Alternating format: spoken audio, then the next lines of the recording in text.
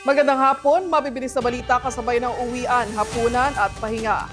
Mga up-to-date na balita ngayong araw ng Martes. Garantisadong mabilis lang to.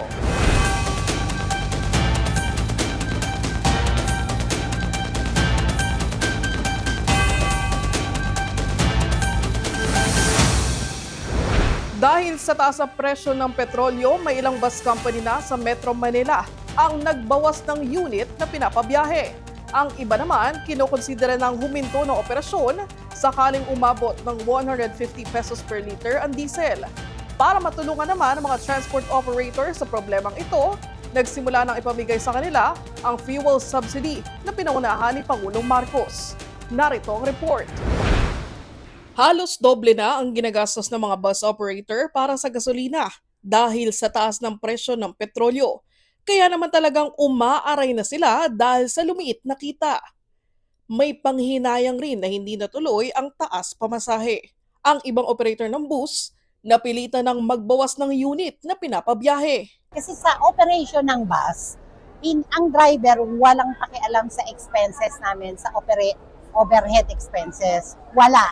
Sila may sweldo sa amin, sa kami malugi o hindi, we will give them their salary on a daily basis. Ang iba, nangangamba na kung aabot ng 150 pesos per liter ang diesel, posibleng huminto muna sila sa operasyon. Sa huling abiso ng Department of Energy, posibleng umabot ng 144 pesos ang presyo ng diesel ngayong linggo. Sa ngayon, nagbabawas na kami ng pinabibiyahe. Kung tataas pa ng tataas, possible, makahihinto kami. Kasi hindi na namin kakayanin. Siguro pag sa ngayon, magkano yung, pag umabot ng 150 yan, baka hirap na kami noon. Kaya hiling ng ilan, sana'y magkaroon ng tuloy-tuloy na tulong ang pamahalaan sa transport sector para tuloy-tuloy rin ang serbisyo nila sa commuter. Mas maganda po kung dire-diretso mababigyan tayo ng gobyerno na meron pa kasunod tong event na ito. Mas maganda po sa aming bus sector. Bilang tulong sa transport sector, sinimulan na ng Department of Transportation ang pamimigay ng fuel subsidy sa mga operator ng mga pampublikong sasakyan. Iba ito sa ibinibigay na cash assistance ng DSWD sa mga PUV driver.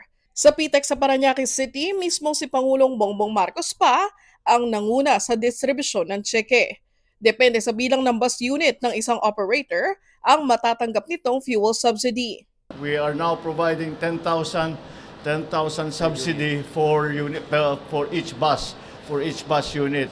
So with the cooperation, ako malakas ang loob ko sabihin na pagka basta't nagtutulungan tayo, yung private sector at saka yung kayong mga operator at saka kami in government, sana maging hindi na wala yung pakiramdam ng ating riding public. 2.5 billion pesos ang inilaan na pondo ng pamahalaan para sa fuel subsidy para sa 1.1 million PUV units.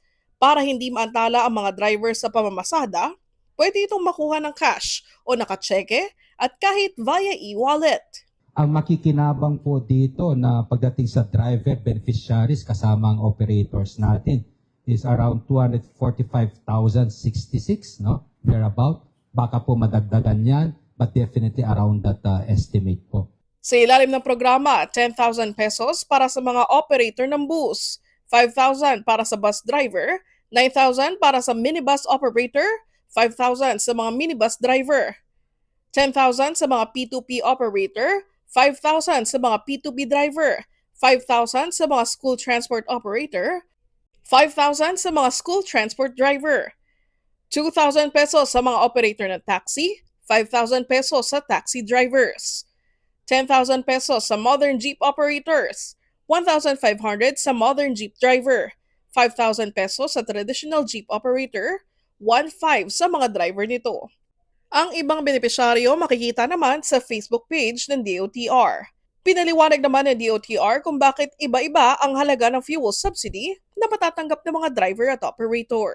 Bakit ho na mas mababa? Sapagkat po ito po yung kasama sa cash relief assistance din po ni Secretary Gatchalian at DSWD kung saan makakatanggap sila ng 5,000.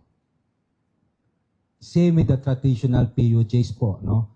Kung bakit mas mataas yung kaninang operator sa ating modern jeepney kumpara sa traditional PUJs sapagkat po yung operating and maintenance cost po ng ating mga modern jeepney mas mataas po kaysa sa traditional jeepney.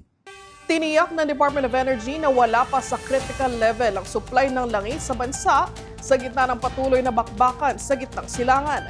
Sinubukan din ng kagawaran na bumili ng 1,000,000 bariles ng langis bilang buffer na sapat para sa 1 linggong supply ng bansa. Mabilis na balitang hatid ni Enzo Lacap.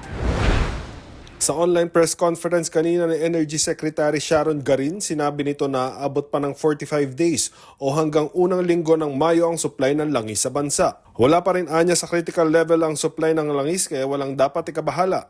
This is 45 days on average for the whole country, no? But if you go on product per product, there's gasoline. We have sufficient for gasoline at 53.14 days, diesel at 45.82 days, kerosene at 97.93 days, jet fuel at 38.62 days, and fuel oil at 61.49 and LPG at 23.51. Yan po yung status natin ngayon. Susubukan din ng DOE na bumili ng 1,000,000 bariles ng langis bilang buffer na aabot ng 1 linggo. Currently po, we are trying to purchase 1,000,000 barrels, and that's good enough only for 1 week for the country. And that will likely cost us about more than 10 billion pesos already for just 1 week of supply.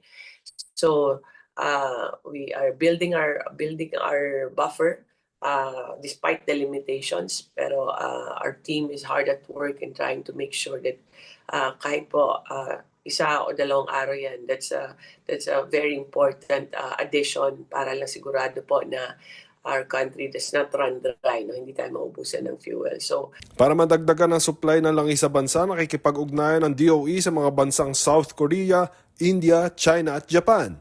Samantala, sa presyo ng produktong petrolyo ngayong linggo, tataas ng 8 pesos hanggang 12 pesos ang presyo sa kada litro ng gasolina. 15 pesos hanggang 18 pesos naman sa kada litro ng diesel at 12 pesos hanggang 22 pesos naman sa kada litro ng kerosene. Paalala naman ng DOE para makabawas ng konsumo. Kaya po dun sa ating mga kababayan, sa ating po mga negosyo, kung nais po talaga nilang makabawas sa ating pagkonsumo, malaki pong bagay yung pag-switch po natin sa work from home at yung compressed work week. At para dun sa ating mga fuel efficiency tips, available po ito sa ating DOE website. Pero ang unang-una talaga, i-check po natin ang gulong, hinay-hinay po sa pagmamaneho. Enzo Lacap, All TV News, Channel 2. Sa iba pang mga balita, mahigit 4.5 bilyong pisong halaga ng iligal na droga sinira ng PIDEA. Top-down motorcycle at SUV nagsalpukan sa Numad sa Aklan. Ilang sakay nito, sugatan. 1.4 bilyong pisong halaga ng hindi rehistradong vape products na kumpiska sa Navotas City. Mabilis na balitang hatid ni Era Joy Briones mula Kalibo Cable News. Sinira ang 4.5 bilyong pesong halaga ng iligal na droga sa nasabat mula sa iba't ibang anti-drug operation ng Philippine Drug Enforcement Agency o PDEA ngayong araw. Kabilang sa mga sinirang iligal na droga sa Integrated Waste Management Incorporated ay shabu, marijuana, ecstasy, liquid marijuana at iba pang iligal na medisina. Ayon kay SILG John Vic Remulla, halos 30 tonelada na ang nasabat ng otoridad sa 3 taon. Bakit mas mataas ang ating huli ngayon? Bakit mas mataas ang seizure ngayon? Dahil dati, noong dating panahon, pag nahuhuling ganito, hindi nagtutulungan ng PNP, PIDEA, kanya-kanyang diskarte yan. Iikot na naman yan. Kung makikita nyo yung ganyan, nire-report nila 1 kilo, iikot 4 kilo. Ganun ang sistema dati. Pero ngayon, kada seizure, sisigurado namin ang chain of custody, sisigurado namin ang court order hanggang dito, buo ang nakukunan hindi. Sugatan ang ilang individual matapos magsalpukan ng SUV at top-down tricycle sa National Road ng Bulwang Numancia kagabi. Batay sa paunang investigasyon, papunta Kalibo ang SUV habang binabagtas naman ng top-down tricycle ang kabilang linya patungong Numancia nang mangyari ang aksidente. Sa video, makikitang sira ang harapang bahagi ng SUV habang tumagilid at nawasak ang top-down tricycle dahil sa lakas ng pagkakabangga. Ilang sakay ang naiulat na nasugatan at agad na binigyan ng paunang lunas bago isinugod sa pinakamalapit na paggamutan. Agad namang nagsagawa ng clearing operation sa lugar para hindi bumigat ang trapiko. Patuloy pang inaalam ng mga otoridad ang sanhi ng aksidente.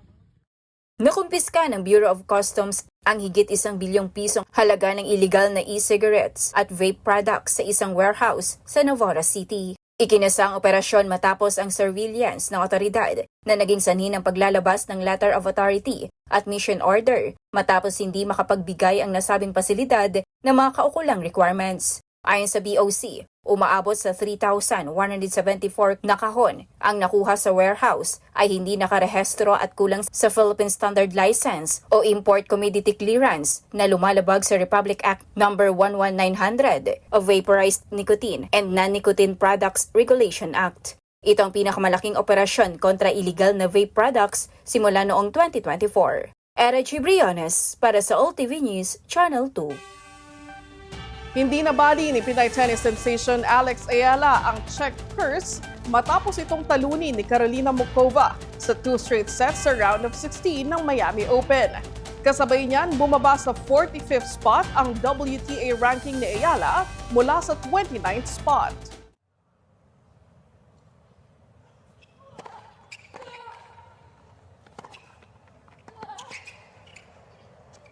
Well, superb. Hindi nakaporma si Pinay tennis sensation Alex Ayala kay Karolina Muchova nang talunin ito ng 2 sets sa round of 32 ng Miami Open. 6-love, 6-2. Hindi nakahanap ng sagot ang Pinay tennis star sa agresibong baseline play at matatalim na return ng Czech star dahilan para tuluyang maputol ang impresibong laro nito sa torneo. Sa post-interview kay Muchova, game plan itong kontrolin ang laban dahil mapanganib-an niya si Ayala pag nakuha nito ang flow ng laban. Well, I just wanted to control the game because I know she can be very dangerous, especially here. She had amazing result even last year. So I tried to control the game, keep myself at the baseline, play aggressive. And yeah, worked so far pretty good. It did. Samantala, bumaba ang WTA ranking ni Ayala matapos bigong umabante sa quarterfinals mula ika-29 na pwesto patungong ika-45. Sa kabilang banda, inaasahan ang susunod na laban ni Ayala sa Linz, Austria ngayong Abril. At yan ang mga balitang nakalap ng All TV News ngayong hapon. Para sa iba pang balitang mabilis, bisitahin ang aming website alltv.ph/news. I-like at i-follow din ang aming social media accounts at mapapanood nyo na rin po kami sa Planet Cable Channel 3. Ako si Michelle Giliang. Magandang hapon!